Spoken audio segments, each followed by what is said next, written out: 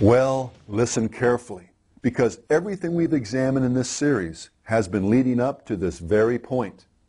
The reason so many people reject the charge of Satan worship is because, as we saw earlier, they have a caricature of the devil and his religion in their minds. He's the horn-headed demon in red pajamas, and serving him, should he even exist, would involve sacrificing babies, drinking blood, or something else equally horrible or bizarre. In reality, though, following Satan is far more mundane and universal than most people realize or would care to admit.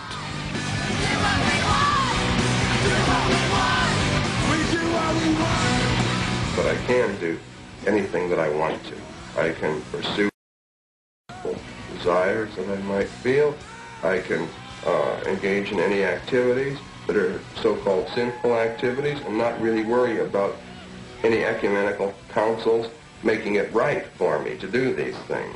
Living for, as I've said, all of the earthly and carnal pleasures. The satanic world is a world reborn in purity, a world where the instinct and the intellect will be complementary to one another rather than being at odds with one another.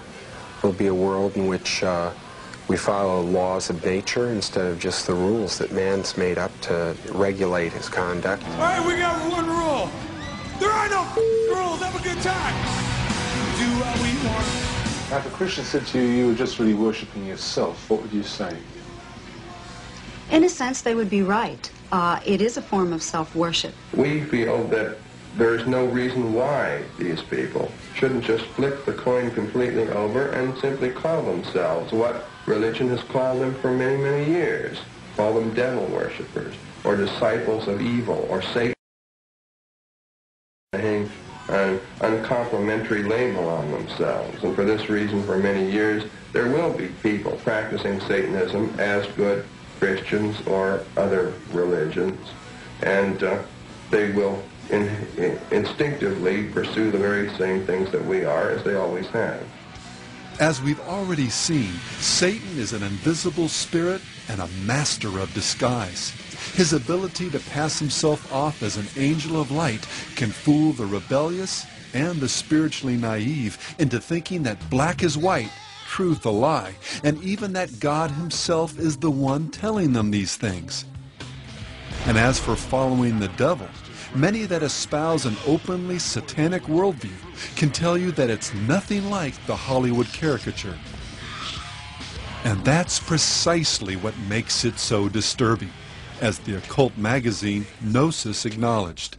If there's anything horrifying in its teachings, it's that these are the principles by which most people live most of the time, usually without admitting it even to themselves.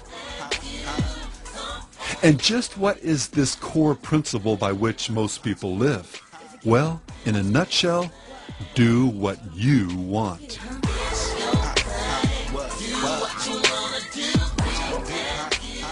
Surprised?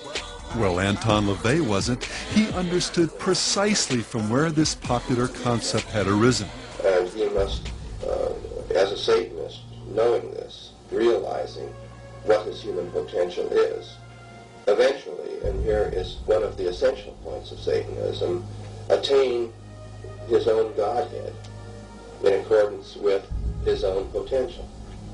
Therefore, each man, each woman, is a god or goddess in Satanism. Big Pimpin' really, man, is living life to your fullest potential. I mean, like, whatever you want to do, when you want to do it, you do it, but in the grandest way possible, you know? And for a god or goddess, what's the ultimate standard for ethics, meaning, purpose, and destiny? You've got it. Whatever. My heart is the ruler of all my being. If my heart tells me it's true, that's good enough for me. This flake of feel-good wisdom has become the great law, the only politically correct commandment for a culture wherein truth is relative. Truth is whatever you believe is right. Man is good, and God is whatever you want him, her, or it to be. Truth is, there are no absolute truths. I mean, even God doesn't work that way. But think for just a moment. Aren't most, or even all the things that people say and do determined ultimately by the desires of their hearts? We're bored with the concept of right and wrong. Without some absolute standard of right, children's song, Listen to your heart, girl. from becoming the score for man's descent into lust, murder, and anarchy. When there's people in your life trying to tell you what is right, what do you do? Listen to your heart, girl. Do you take a brand new road or the one you've always known by getting through? Listen to your heart, girl. Listen to your heart, girl. Listen to your heart, girl. 'Cause the heart's not gonna lie to you. Listen to your heart, girl. Listen to your heart, girl. And I know you'll always be hearing the truth if you listen to your heart. I can do anything I want to you people at any time I want to. You gotta listen to your heart.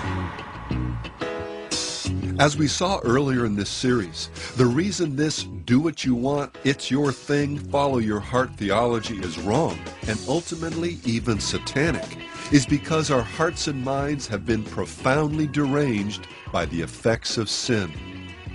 The heart of man is deceitful above all things and desperately wicked. Who can know it? Every way of a man is right in his own eyes. There's a way that seems right to a man, but its end is the way of death. Trust in the Lord with all your heart, and lean not to your own understanding. And perhaps most direct of all, he who trusts in his own heart is a fool.